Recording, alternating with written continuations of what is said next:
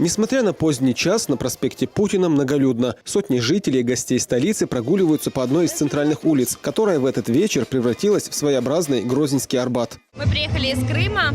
Впечатление супер. У вас очень красиво. Природа, люди. Вообще ваша культура нам очень нравится. Мы в таком восторге. Еще и попали на такое мероприятие. Да. Люди, конечно, у вас очень улыбчивые.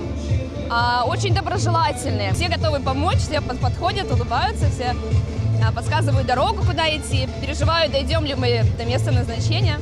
Интересно очень город. По предложению главы региона мэрия Грозного организовала культурную программу. Теперь каждый субботний вечер здесь можно будет полноценно отдохнуть всей семьей.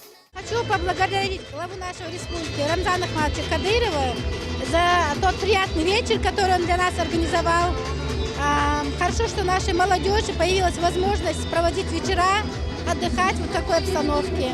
Любители активного отдыха могли прокатиться на велосипеде и гироскейте. Среди отдыхающих можно увидеть и столичного мэра. Буквально в нескольких метрах молодые люди по старой чеченской традиции танцевали в кругу.